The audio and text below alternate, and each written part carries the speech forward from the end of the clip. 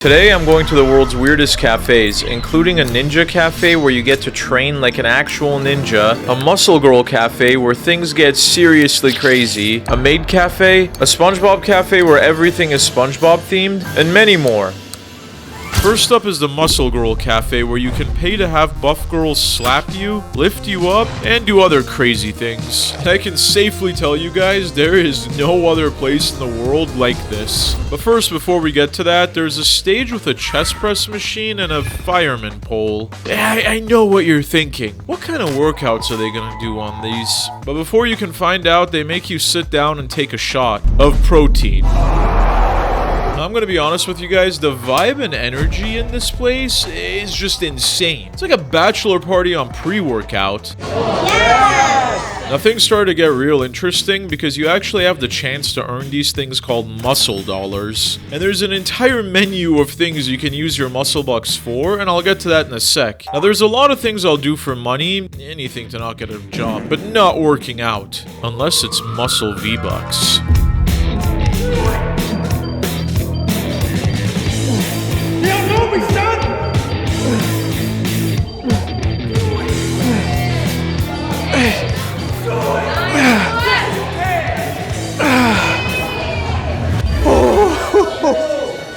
Surprisingly, I actually won. But before I can spend my muscle V-bucks, it was time for the grapefruit show. What is the grapefruit show? I'm glad you asked.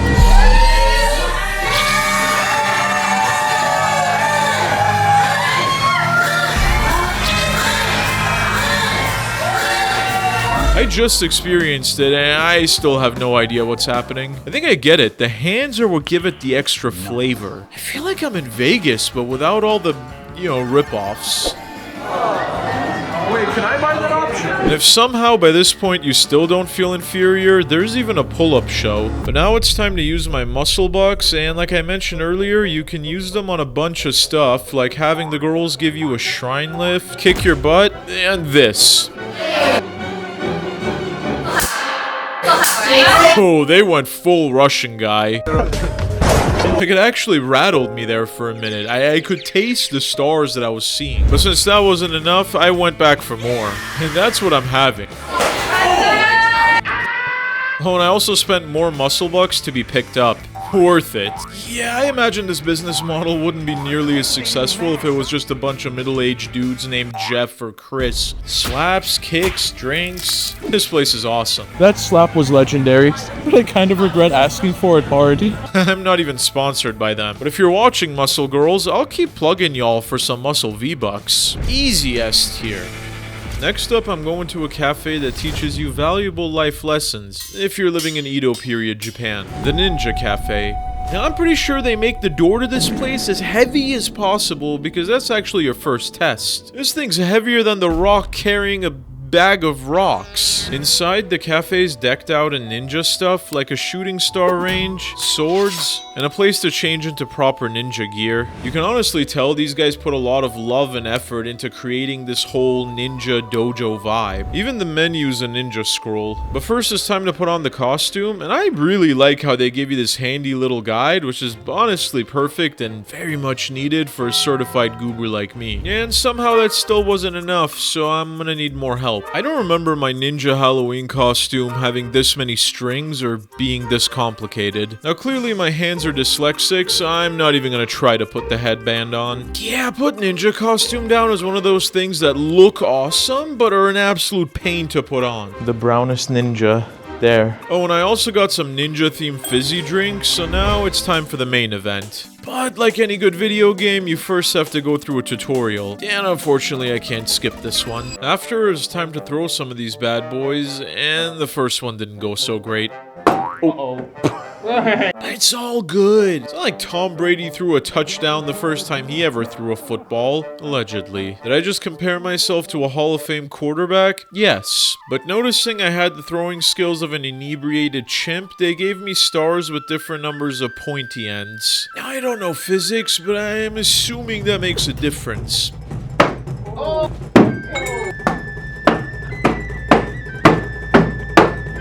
Did I eventually start hitting the bullseye? Yes, allegedly. Did I record footage of it happening? I kept going for a few minutes, but nobody wants to see that, including myself, so it's time for the blow dart gun. Blow gun? Blow gun. And surprisingly, it turns out I'm actually really good at this. Oh! So good I hit the bullseye on the first try. It's definitely going on my Tinder profile. But real ninjas had to work from less optimal spaces, so they make you go in this room, close the door, and as soon as you come out, you have to shoot.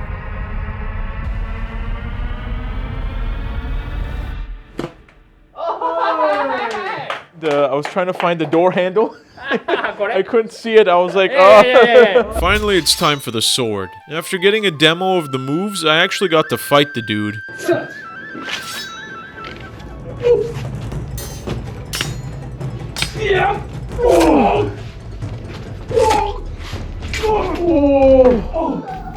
Yes, I did it. I did something. Okay, but now it's time for the actual best part, the food. Like the ninja star curry or the pasta with seaweed shaped like ninjas and throwing stars. And even the dessert was a real spectacle. Do I put out the fire? Oh, no. This place scratches that childhood itch with friendly dudes, good vibes, and family-friendly fun. A tier.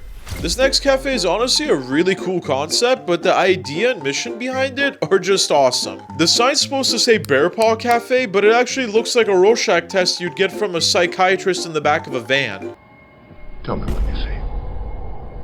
But inside things get real weird because it kind of has this concrete caveman vibe. This is what I'm talking about, boys. I like my menu the way I like my books, with pictures. After ordering my food like some Mormon church ritual, I tried to hand the guy the money, but I thought I was scoring some free food because he didn't seem like he wanted it. But then I realized in Japan, you don't actually hand people money, you put it in this little blue tray thing. And it gets even weirder because after you order your food, it actually comes out of this hole in the wall. This is what I imagine a prison cafeteria would look like in 400 BC. Good to know. This is not something you see every day. I mean, I'm hoping they weren't wearing that when they were making the food, but then I realized it's to avoid skin contact, and avoiding human contact is something I will 100% fully support. That's cool with me. Look at this, I just realized the paw has a heart. Look, does a bear take a dungus in the woods? I don't know, no one's ever gonna know the answer to that, but is a bear gonna sit down and eat with you? At Bearpaw Cafe, the answer is yes, but I guess the bear was out, probably dropping trowels in the woods. So I went to the first floor to eat with the normies, and wow, this whole place is... And of course there's merch, but in my opinion the greatest thing about this place is this wall. What makes this wall so awesome? It separates you from any social interaction. They even have a Bearpaw cookie, but you can't leave until you've tried the tastiest thing here. This strawberry flavored diabetes in a cup. And since there isn't enough sugar, they added a macaroon cream puff, frosting with sprinkles, strawberry jam, more sprinkles, and shortcake bread. And obviously keeping with the bear theme, the spoon is shaped like a bear head. But all jokes aside, this place serves a very underserved portion of our population. And you can actually see the appreciation people have for this place.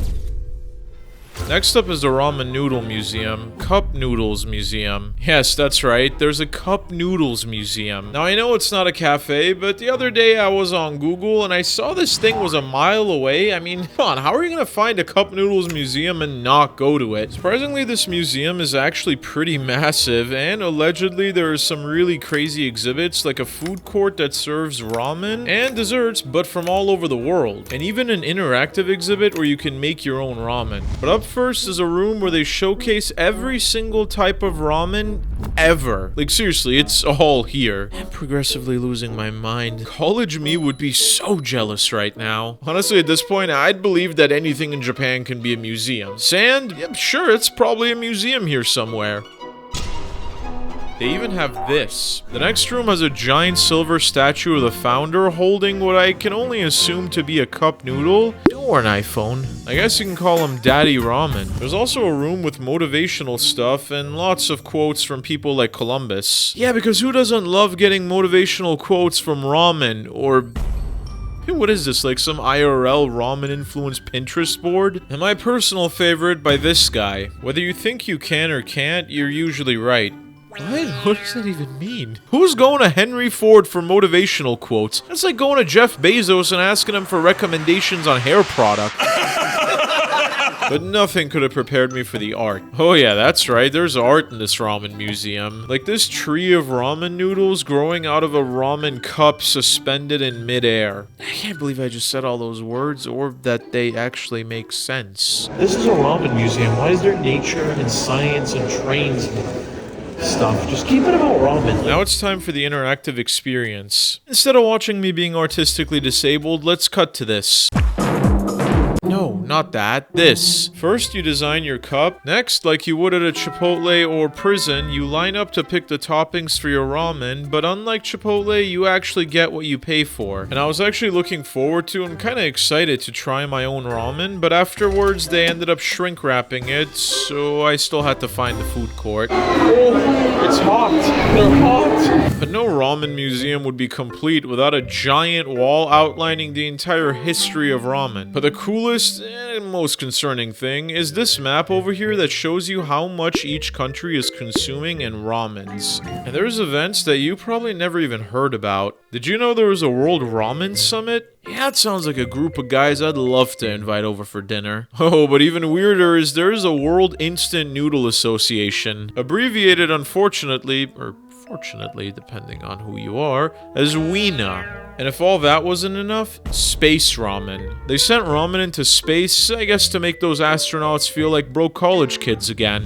Finally, it's time to hit up the ramen food court for what's gonna be the weirdest food court I've ever been to. This place has ramen dishes inspired by flavors from multiple countries around the world. Wait, hold up, wouldn't Italy just be pasta, or is it ramen flavored, pasta flavored ramen? But this place is pretty crazy. The decor is split up by country and is authentic to the streets of the various countries. I'm assuming there's nothing more authentically East Asian than this. After ordering and getting my ramens, I had to get 2 different ones obviously.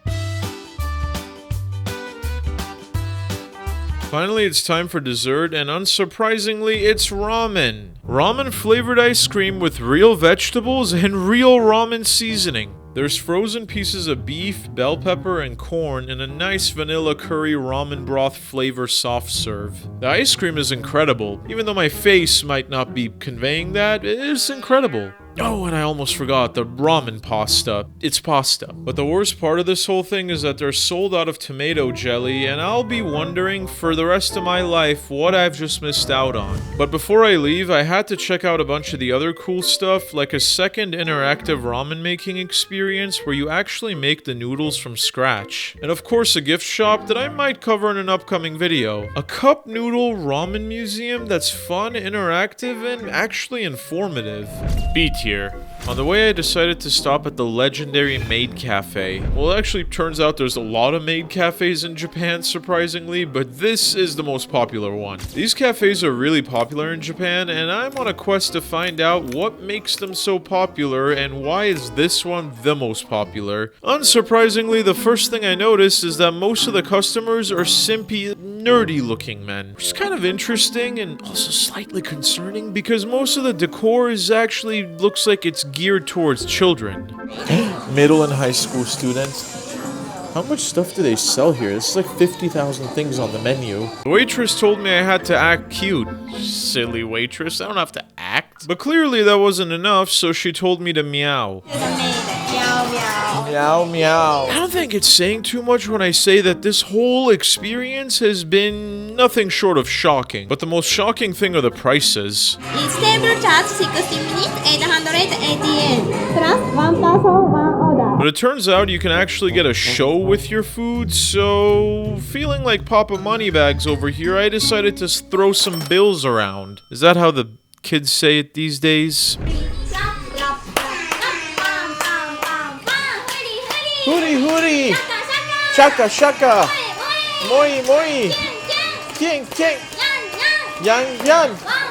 One, one. Hua, hua. Kira, kira. Yang, yang, yang. Hit. Was that the show? So over here I decided to throw some bills around.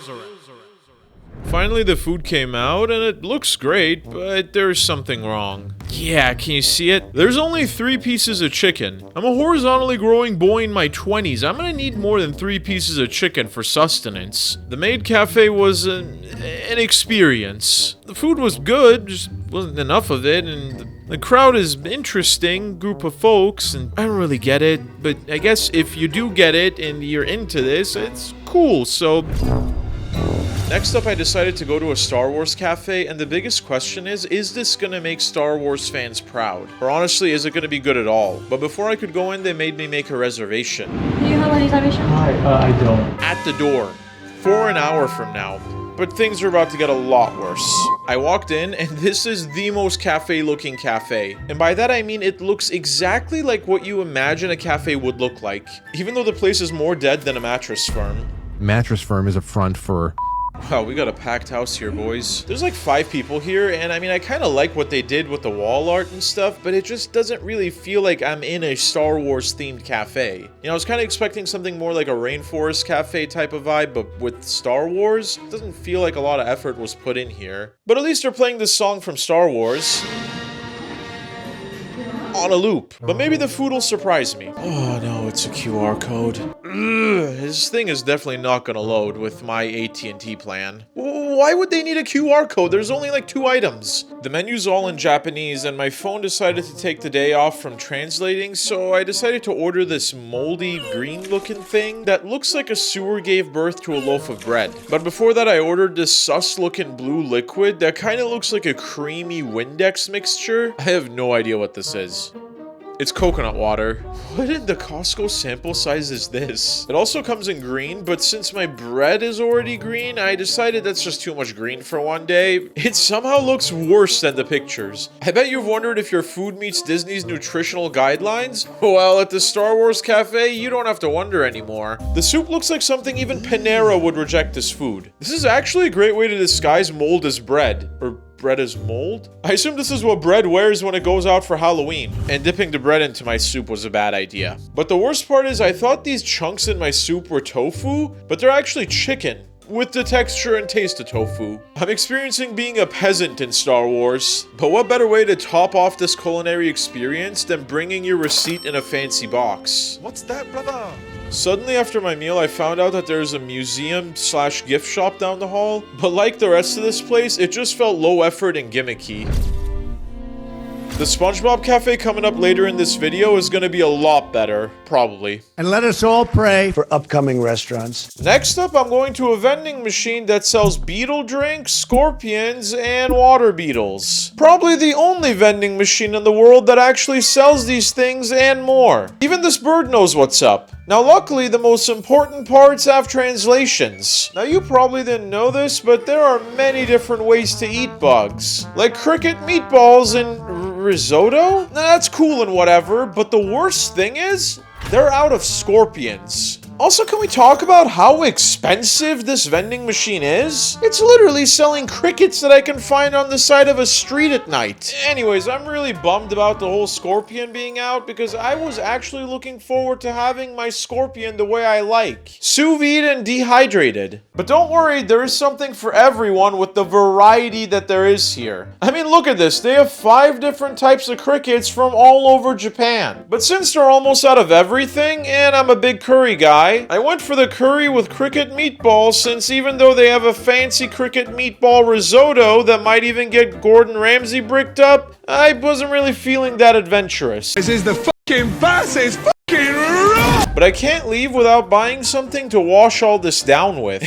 And oh boy, are there some interesting choices. I have a choice between what looks like turtle splooge, dragon splooge, and Tagami cider. I have no idea what this is, but there's a picture of a bug on it, and I'm pretty sure it's blended because I don't see it floating around in there. At least that's reassuring. And after getting to my hotel, it's time to eat these bad boys.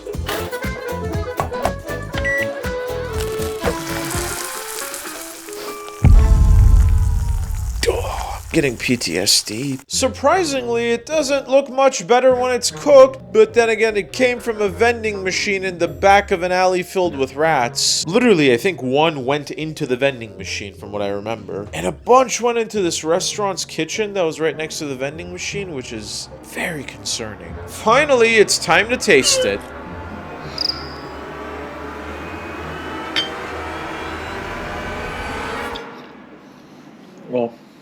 It's like a 2.5 on Yelp. Next up is the Tagami cider. Now this won't be the first or last time that I'm gonna put something suspicious, the contents of which I have absolutely no idea what they are, in my body. It has a giant water bug in it, high fructose corn syrup, and Taiwan turtle? But luckily it has natural flavors. Now, and I actually can't believe I'm saying this, it kind of tastes like a cross between a pineapple and a mango. I mean, it actually slaps, as in I would probably buy this and drink it again. The Star Wars Cafe was disappointing, but now it's time to find out if the Spongebob Cafe is going to be any better. Located inside a mall in Tokyo, this place is decked out in Spongebob gear, like Krabby Patties on the walls, paintings of Spongebob and friends, and even this. There's also this giant statue of Spongebob that you can touch. Inside, it feels like you're in Bikini Bottom, with the tables having Spongebob painted all over them, and they even got this life vest thingy from the show. But the best part is the menu, because all the food and drinks are SpongeBob themed, like the Krabby Patty, SpongeBob salad, chum bucket pineapple pasta thing, and a SpongeBob sandwich. First up is the Krabby Patty, and it looks good. I mean, you get fries, a tomato, a broccoli, and soup. But I have no clue what this marinara sauce looking thing is on the burger. Oh, and the bun is also shaped like Patrick, which is a nice touch. Unfortunately, the bun was fish. I mean, it tasted like fish. Fishy after. It's not actually... A few moments later. Next up is a SpongeBob sandwich, which comes inside SpongeBob. But it also comes with the exact same toppings, which mean a singular tomato and a single piece of broccoli. At this rate, I might get a quarter of my daily value of vegetables. But suddenly I realized a crime has been committed. Pineapple. No! No! 5 minutes later. Up next is the chum bucket pasta, and I really like how it actually comes in a chum bucket. And I noticed it came with a scroll, which gets me all excited, except they bamboozled me because the scroll is blank. That's clever. Surprisingly, the food was actually pretty mid. The worst part's the dessert. Not the actual dessert. I don't know what that's like. I'm talking about the wait, because I had to wait 53 minutes for my dessert to come out. 1 nap later. Finally, the dessert arrived, and I'm not sure what it actually is, but it looks amazing. Look at SpongeBob. I knocked it over. Turns out it's some gelatin custard hybrid, and it's really good.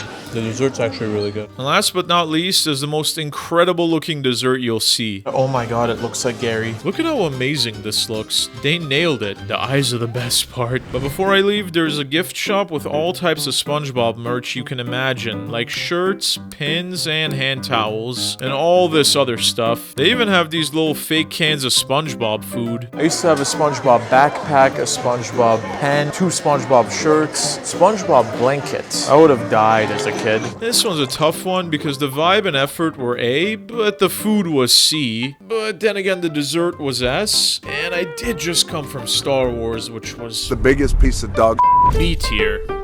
Up next is one of the weirdest cafes in Tokyo. This place gives you that camping peasant experience inside of a restaurant. Walking in, I was first greeted by massive 10-foot tall shelves stacked with canned foods of all kinds, like super spicy boyfriend, Bee's child, or Sarah? I'm gonna just go real wild and get out of my comfort zone and go for the finest can of Wagyu beef. And I've had its canned cheesecake. Canned cheesecake. After I selected my can, I gave it to the chef slash bartender slash owner, who then heated it up and brought it to my table along with the can, I guess so I can keep it as a souvenir? Okay, this actually looks pretty decent. The most surprising thing here is the food's actually really good. That's good. But before I leave, I have to do the thing that every person who comes to a canned food store has to do. Try the dessert. I mean, come on, it's dessert in a can. Okay, that doesn't sound that good, but I mean, everything else has been good so far, so you can be surprised again. A tier. But this next cafe might be my favorite one ever. This place has it all. From giant pictures of lovots excreting coffee beans, to a playpen that looks like it's for kittens, but it's actually for $3,000 love robots. No, not the kind you're thinking of. They all just stared at me as I walked by. Yes, they're precious. Oh my god, they have names. Okay, I'm gonna be honest, I really want to hold one of these guys. But before I could hold it, I had to go through more writing than an Apple user agreement. But there is one more thing. Okay, don't get me wrong, he's really cute, but super heavy. But the craziest part is, he even knows his name and actually responds like this. Konnichiwa, matcha.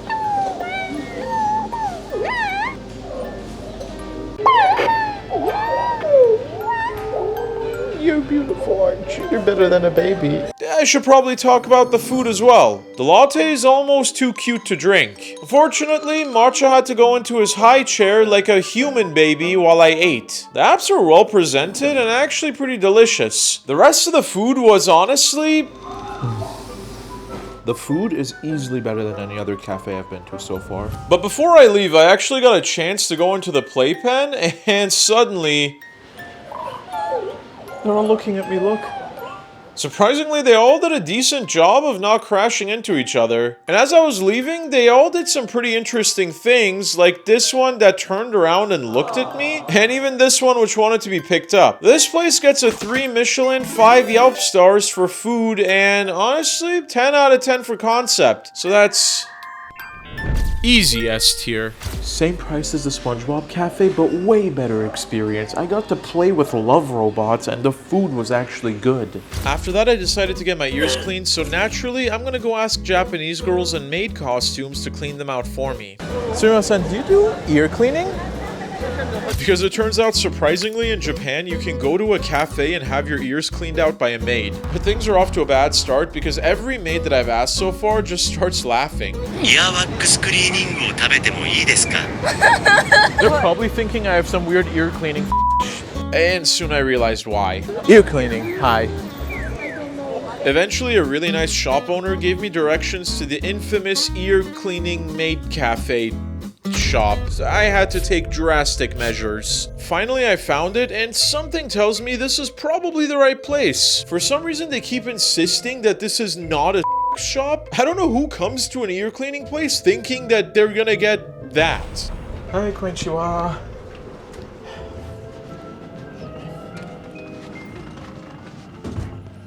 She did many things to my ear. Is it very dirty?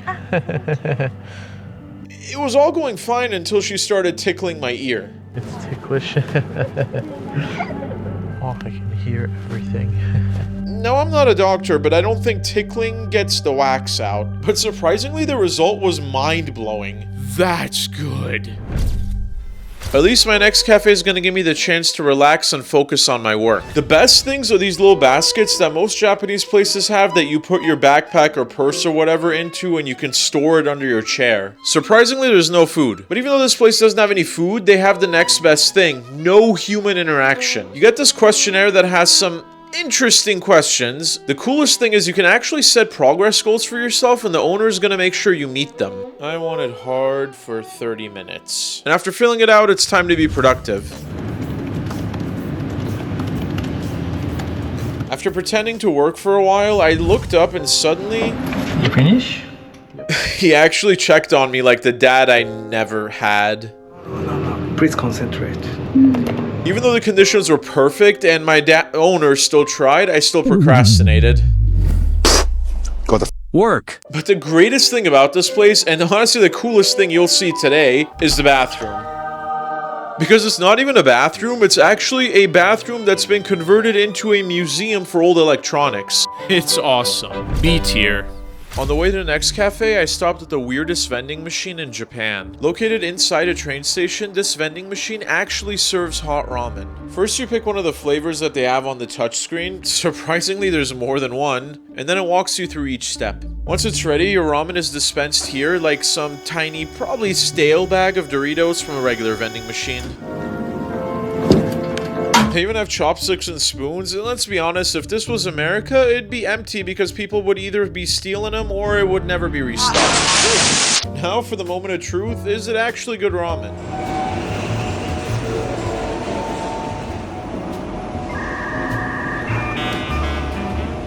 It's not good. It's dog water. It's not really good. Yeah, that's Now this next cafe is not only one of the weirdest, but it actually has a really cool purpose. By giving people a sense of purpose. Dawn Cafe, also known as Robot Avatar Cafe, is located in Tokyo and is designed to provide a workplace for people whose disabilities prevent them from having other jobs, by allowing them to control robots to do their physical work from their homes. I admire the dedication of these people wanting to work so badly. I mean, hell, it almost makes me want to get a real job. Walking inside, the first thing you'll notice is that even the host is a robot. Oh, welcome to Akihabara Cafe Dawn. Nice to meet you. After getting seated at a table, you get assigned a robot that you can have interactions with, and I love how I'm having more pleasant and engaging interactions with a robot than I have on most Tinder dates. Oh, hell no. My name is Naoki. Nice to meet you. Oh, do you like Japanese food? Yes. Yeah. It's very good. We like yakiniku. Yeah, I can safely say I've never talked to a robot before. Well, not counting my therapist. Now, thankfully, my robot companion person speaks a little bit of English. Would you like to take picture with me? Because allegedly the robots do not have an auto-translate feature, which is honestly probably a good thing because those tend to really not work. Well, they don't work. You understand the words that are coming out of my mouth? After ordering, my food and drinks are brought out by a robot. Have a good day. Bye. Bye. And no, I'm not talking about a Denny's server. I just refuse to call a place that heats pre-packaged food a restaurant. Honestly, this place feels like straight out of an anime, but like the wholesome ones. But the reason for that is actually incredible. After getting to know me a little better, I got to know the person behind the robot, and it turns out that he has trouble going out due to health reasons, so the robot allows him to experience being out and meeting people without actually having to go out. You know, I have difficulty going out because I have heart serious disease. That's fantastic. That's amazing. That takes the social anxiety out of being social. That's like all introverts ever wish for. He even said a joke. Look at me. Look at me. My face is very shiny.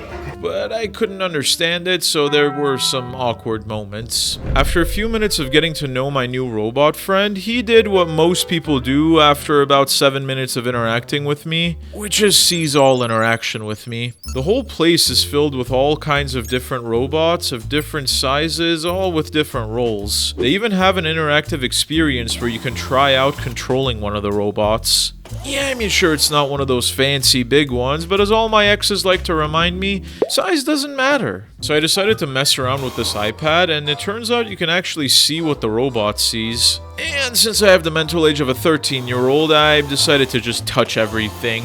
I'll be honest, guys, not only was this one of the most surreal experiences I've ever had in a cafe, but it was also kind of heartwarming. Like one of those Hallmark holiday specials you only ever see playing in your dentist's office. A tier.